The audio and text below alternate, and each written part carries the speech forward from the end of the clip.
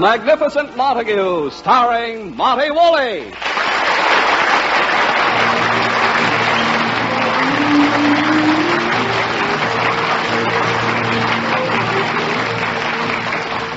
Yes, it's The Magnificent Montague, the Saturday night transcribed feature on NBC's All-Star Festival of Comedy, Music, Mystery, and Drama. Brought to you by Chesterfield. Always milder, better tasting, cooler smoking, plus no unpleasant aftertaste. And that's the biggest plus in cigarette history. By RCA Victor, world leader in radio, first in recorded music and first in television. And by Anacin for fast relief from pain of headache, neuritis, and neuralgia. Before we hear from the Magnificent Montague, let's hear from Chesterfield. Science discovered it. You can prove it. No unpleasant aftertaste when you smoke Chesterfields. The biggest plus in cigarette history. Added to Chesterfield's world-famous ABCs. Always milder, better tasting, cooler smoking. Only Chesterfield gives you all that, plus the added pleasure of no unpleasant aftertaste. Science discovered it. The country's first and only cigarette taste panel reported that of all brands tested, only Chesterfield leaves no unpleasant aftertaste. You can prove it. Smoke a pack of Chesterfields. You'll find Chesterfields taste better while you smoke them. And after smoking, no unpleasant aftertaste. The biggest plus in cigarette history. Buy Chesterfields today. And now, the Magnificent Montague.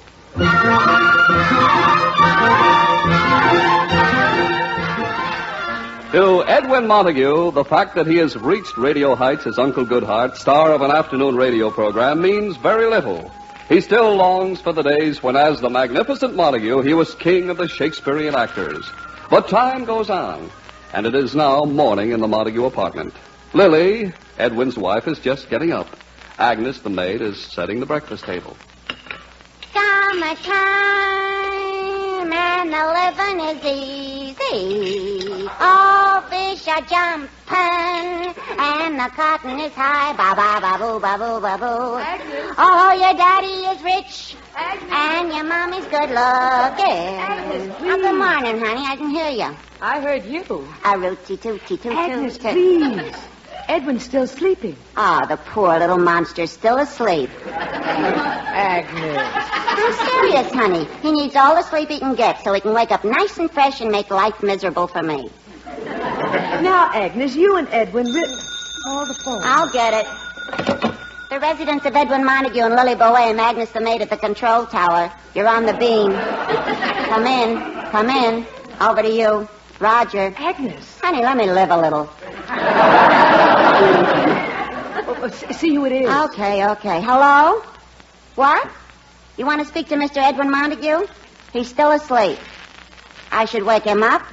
You should live so long. My insurance doesn't cover getting torn to pieces. What? Sure, come up. Goodbye. Oh, now, really, Agnes, must you make every phone call such a production? Kill me. It's my only contact with the outside world. Who was that who wanted Edwin? Some jerk. He came all the way in from Brooklyn to see your husband. He came from Brooklyn to see Edwin? Why not? Even in Brooklyn, they got nothing like their husband.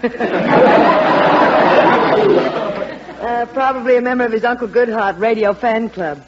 They want him to make an appearance at another one of their parties. Now, let's get the table set for breakfast. Okay, boy, I'm beat. Oh, did you go to the beach on your day off yesterday? No, I was with my club, the Unattached Girls of East 37th Street. Beatrice Fink had us over to her house. We had our annual You Two Can Be Beautiful party. You Two Can Be Beautiful party? Yeah. All the cosmetic and beauty aid companies send us samples. We try out everything. Oh. I've never heard of any other organization having a party like that. No other organization needs it like we do. Well, what was the party like? We chose up sides and gave each other home permanent. Oh, no. Yeah. My partner was Bobo Hockholzer. You should see the home permanent I gave her. She looks like she's from the old folks' home. So that's why you're wearing a bandana over your hair this morning. It's not the permanent, it's what came after. We all dyed our hair. Oh, Agnes, you dyed your hair? Let me see. I'm afraid to look. What happened? Murder. First they dyed it red. Mm-hmm. Then they said it was stylish to put a white streak in it. And they talked me into a blue rinse. What's it look like? Don't ask. All I know is on the way home, everybody I passed stopped, took off their hats, and started singing the Star-Spangled Banner. I'll help you wash it out, Agnes. I should have done what the other girls did. They fixed up their hair just to look like their favorite movie stars. Really? Yeah. Ida Mae Schlitz's favorite movie star is Rita Hayworth, so she dyed her hair red. Uh-huh. Minnie Tompkins' favorite's Elizabeth Taylor. She gave herself short black curls. You ought to get a load of Zelda Zimmerman's head. Oh, who was her favorite movie star? Guy Kibbe. Agnes, stop exaggerating.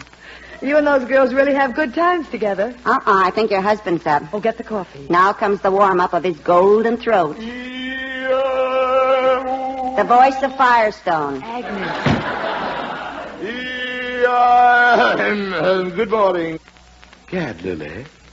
What happened to Agnes's head? Now, Edwin. Agnes, did you get the license number of the truck that hit you? I'd like to thank the driver. Now, Edwin, she just had her hair touched up. With what? A bloody axe? Gad, it looks like a vegetable plate.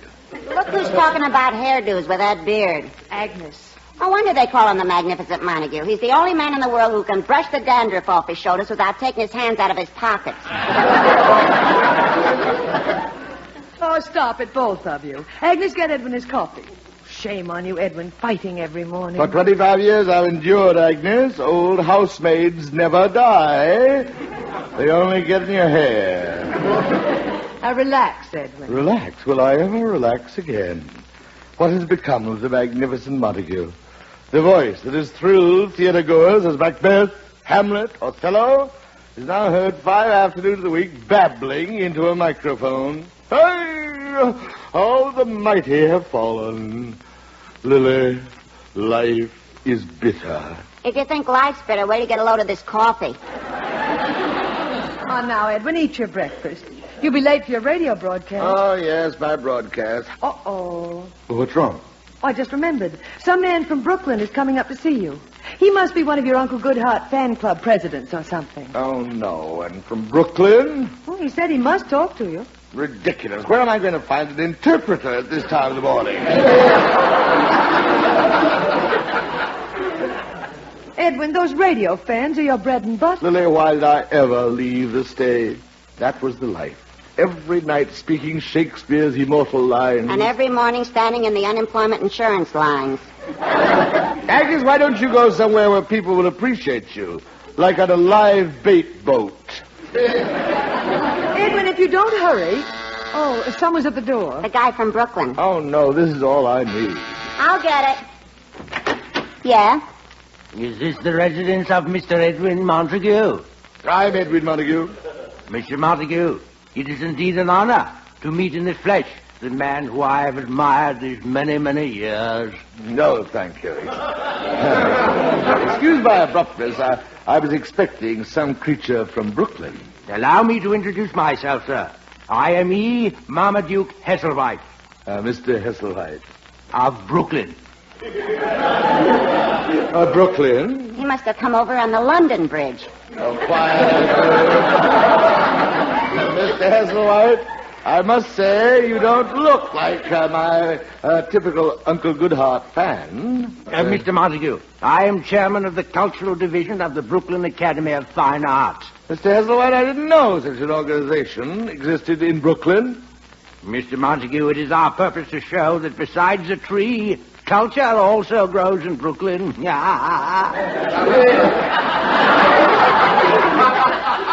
That is why we need you. Me? You, Mr. Montague, the foremost Shakespearean actor of our times, will be a spearhead in the Brooklyn Academy of Fine Arts campaign. Flatbush fights for the finer things. Lily, did you hear that? There are still organizations in this country who haven't laid down the torch of culture. Mr. Hesselwhite, count on me. That's bully. Then you will be with us tonight. Tonight? We are having our first summer festival, Shakespeare Under the Stars. Shakespeare Under the Stars. Oh, Edwin, it sounds thrilling. The immortal words of the bard. In an open-air theater. A drama just as it was done by the Greeks. And it'll all be Greek to Flatbush. Lily, I told you when we had company to keep her tied to the kitchen. I'll be there, Mr. Heselwhite. On wings of happiness, I fly back to Flatbush with the glad tidings that the Magnificent Montague will be in the bosom of Brooklyn tonight. Adieu. Lily, I must prepare my program for tonight. I'll give them the battle scene from Macbeth. And something from Hamlet. Well, naturally. But how's this? 'Tis now the very witching time of night, when churchyards yawn, and hell itself breathes out contagion to this world. Lily, it's like a shot in the arm. You say that in Brooklyn, you'll get a shot in the head. Quiet, you Philistine. Lily, this may be the beginning of a... Edwin, you'll be late for your broadcast. Oh, my broadcast. Edwin Montague is Uncle Goodhart. That's like asking Arturo Toscanini to play Abba Dabba Honeymoon. Well, just think about tonight, Edwin. Tonight, Lily, Shakespeare in the stars. The voice of the Magnificent Montague will be heard once again. It will sing to the high heavens. It will what to the high heavens? Lily, so help me, I'll kill her. Edwin, hurry. You'll be late for your broadcast. Goodbye.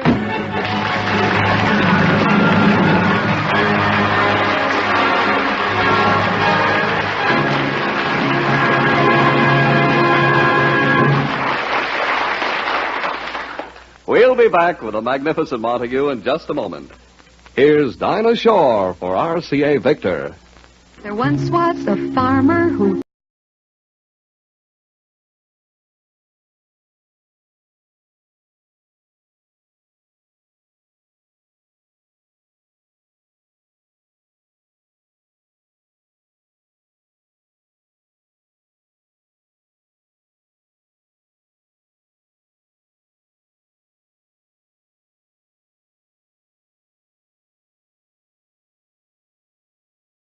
Going up, up, up, high on the bestseller list. And RCA Victor's latest hit, the exciting new release, Sweet Violets by Dinah Shore, is available now at your record dealers. So stop in and buy Dinah Shore's greatest recording, Sweet Violets, coupled with If You Turn Me Down. Both numbers are destined to be surefire hits, the countrywide.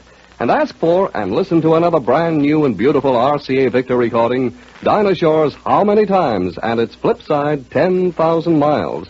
Yes, for an encore from Dinah Shore, get these two fine new recordings on the RCA Victor label.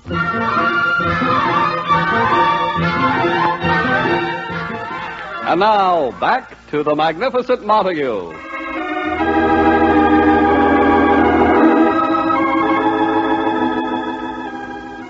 With his mind on Shakespeare under the stars in Brooklyn, Montague is just finishing his Uncle Goodhart broadcast. Listen. And so, Ronald, here you are again, visiting Uncle Goodhart in his little cottage on the sunny side of the lane, with the police hot on your trail. Now you want Uncle Goodhart to hide a car in his garage. Ronald, where is your memory? You have 7 of them in there already. I understand, Ronald. Everybody likes an automobile. But you, Ronald, like everybody's automobile. Ronald, I looked the other way when you filed the serial numbers off those 7 cars and made out those false registration papers. But now, Ronald, you ask too much of old Uncle Goodhart. You want me to make a decision for you. Should you join the Auto Club? This is a question you must ask your own heart, Ronald. But no matter what you decide, remember, as you ride out on the highway with the sound of sirens behind you, always keep your head high in the sun and light.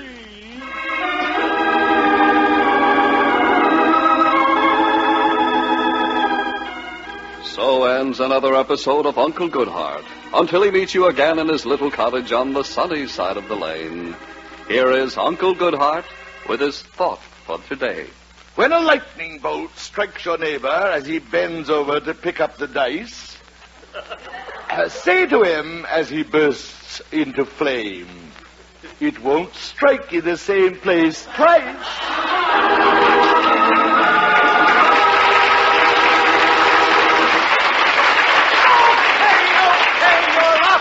Mr. Montague. Oh, thank heaven. Great program, Mr. Montague. You had those listeners really glued to their radios. Well, why not? I'm stuck with this program myself. Oh, what a sense of humor. It was a great show. Here's our director, Mr. Zinza. Good show, eh, Zinza? Oh, it was a rip-snorting wing-dinger. All right. Oh, come now, Zinza. No, I like it. Well, you'd say that if it was good, bad, or indifferent. No, I like it. You liked it. What do you know? You haven't a particle of taste in your entire body. You can say that again.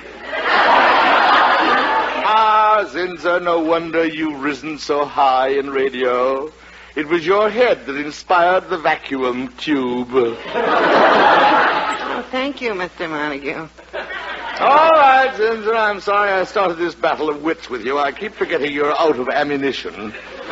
By the way, boys, what are you doing for tonight? Tonight? Oh, nothing. How about you, Zinza? I haven't a thing on. Wonderful. Now, how about coming out to see me tonight? Say, that'd be swell. Oh, my wife will love it. She's always pestering me. Why don't we get together with the Montagues? Maybe go bowling together or something.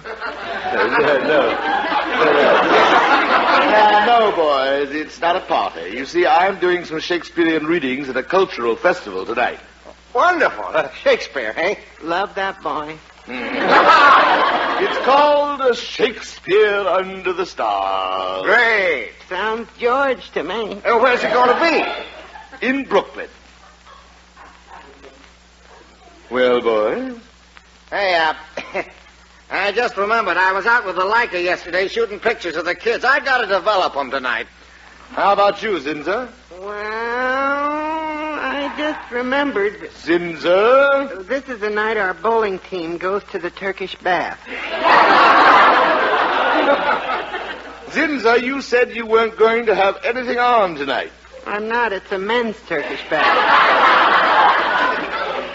This is loyalty. I'm asking you to come to Brooklyn to see me perform. I've never been there before, but I'm going. Mr. Montague, please, don't go. Don't go? You'll get lost. We'll never see you again. Oh, stop being ridiculous. Mr. Montague, don't you know about those Brooklyn streets? They're a jigsaw puzzle. I have an uncle who lived in Brooklyn. Know his address and everything. We never could find him. All right, Zinza. We consider him dead. All right. Saves us a lot of running around. Oh, stop it. Look, Springer, it must be simple. Here's the address of the Brooklyn Academy of Fine Arts. 1607-A5-9 Pelzer Terrace, South. Now, here's a phone book. There's a map of Brooklyn here on the first page. Here we are. Now, let's see. Here's Brooklyn Bridge. I go over the bridge here. Now I'm in Brooklyn. We'll never see you again. Oh, quiet. I go down Flatbush Avenue. This is simple. I pass Myrtle Avenue, Newkirk Avenue, across Church, down Pitkin. Now we're here to... Huh? What is it? How did that happen? I'm in New Jersey. Oh, this is ridiculous. 5 million people live in Brooklyn. They're just lost. Mr. Montague, don't go. I've made up my mind. I'm going to Brooklyn. Take care of yourself, Mr. Montague. Try and stay in the occupied zone. Mr. Montague, you can't go. Remember your contract with the sponsor. No unnecessary risk. Oh, this is the silliest thing I've ever heard. I'll just take a taxi. Where's my hat? Mr. Montague, reconsider. Just let me take one last look at you. Oh, stop being childish. Wait, Mr. Montague. What is it, Zinza? Should old acquaintance be... Oh, goodbye.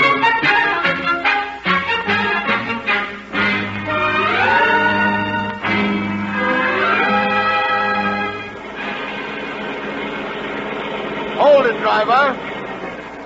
Just saw a street sign there. Oh, no, it's Pitkin Avenue again. Oh, this is silly. It's the Brooklyn Academy of Fine Arts. They wouldn't hide it. Mister, if there's an Academy of Fine Arts in Brooklyn, they better hide it. Stop there, Yes, the Academy is just the headquarters. I just want to get there to find out where they're holding the event. What event? A big outdoor event. Thousands of people will be there. It's obviously a stadium. Why don't you say so in the first place? You know? What do you think all these people in cars are headed for? The big event? Sure, in Ebbets Field. Ebbets Field, never heard of it, but that must be the place. Let's go. I'll drop you off in front of the players' entrance.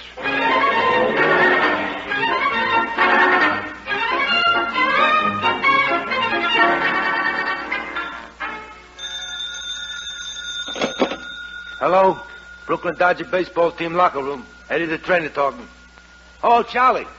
Yeah, 2 of the umpires got here. The third umpire ain't showed up yet. How the boys look tonight? How's Pee-wee Reese's thumb? I massaged it all day. Yeah, I'll let you know the minute the third umpire comes in. Take me out to the ball game. Okay. Yeah? I hope I'm not late. No, it ain't started yet. Hey, we've been expecting you. Come in. Here, help me with my suitcase. I brought my things. Yeah, sure. I better get ready. Hello, Charlie. He got here. He looks tough. Okay. Help you, pal? No, thank you. By the way, where are the players? They're out there already. They're warming up. Gad, I'd better warm up, too. Jeepers. They'll sure hear you all over that field tonight. Good crowd out there? They're falling out of the stands. To think in this little hamlet so close to Manhattan, there can be so many lovers of culture. Have you a program I can see? You don't need a program. I know the whole lineup. Good. Who else is performing tonight? Robinson, Reese, Hodges, Campanella. Never heard of them. But as Shakespeare says, the play's the thing. The double play's the thing. Well said, young man. I better run over a few of my things.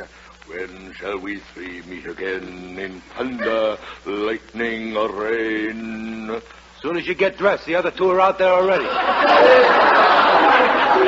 The other 2? Good. Then we're doing Macbeth, the battle scene. I'll give it to them tonight. I will not yield to kiss the ground beneath young Malcolm's feet.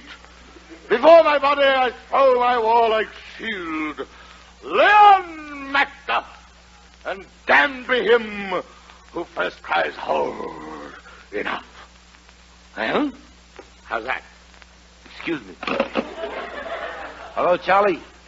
Tell the boys to lay off this one. He's going to be murder on us.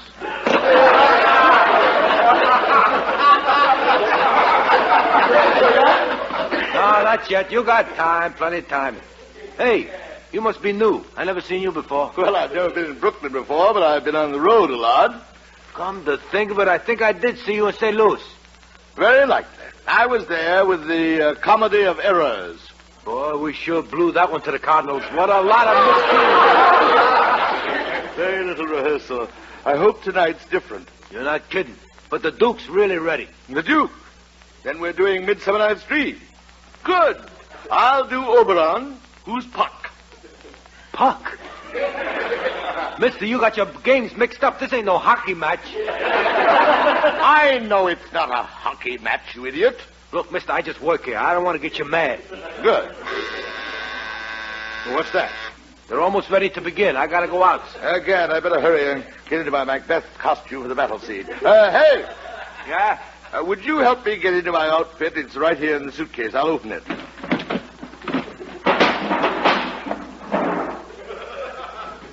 Jeepers, what's that? That's my armor.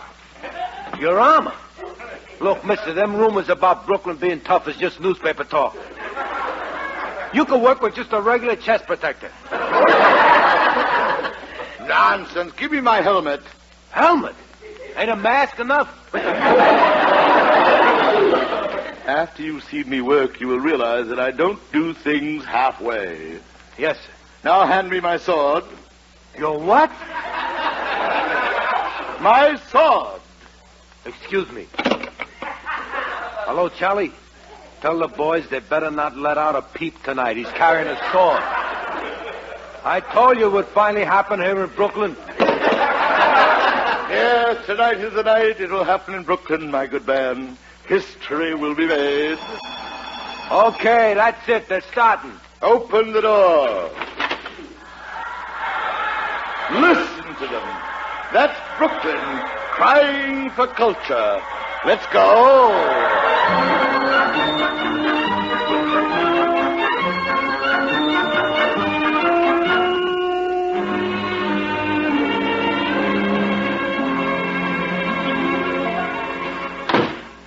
Edwin, you're so late. Lily, I just want to go right to bed. Oh, you look so tired and dusty. Yeah. Oh, Lily. Lily, I still can't believe what happened. You should have seen me. We did. On television. You did? Dirty rat calling Jackie Robinson out when he stole home. Oh, Agnes, will you shut up? I had enough for one night. Yes, Edwin. Now lie down. Lily, Yes, Edwin. please believe me. Yes, Edwin. Honestly. Robinson was out by a yard.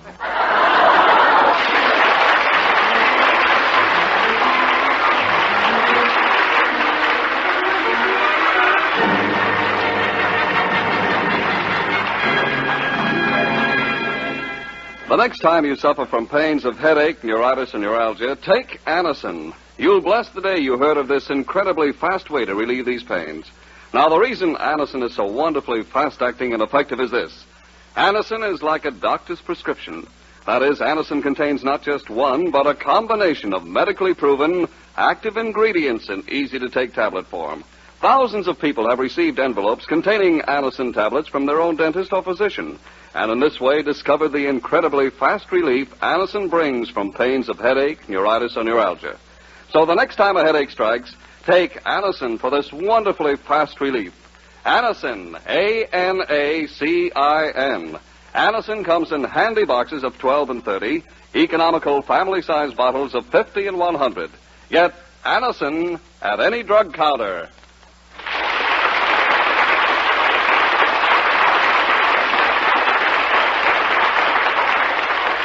Listen again next week, friends, to The Magnificent Montague, starring Monty Woolley, the Saturday night transcribed feature on NBC's All-Star Festival of Comedy, Music, Mystery, and Drama. Brought to you by RCA Victor, world leader in radio, first in recorded music, and first in television. And by Anacin for fast relief from pain of headache, neuritis, and neuralgia. The Magnificent Montague was written by Nat Hiken and Billy Friedberg. Ann Seymour was Lily. Pert Kelton was Agnes. Also heard in tonight's cast were Art Carney, Johnny Gibson, and John Griggs. Jack Ward was at the organ. This is Don Pardo speaking.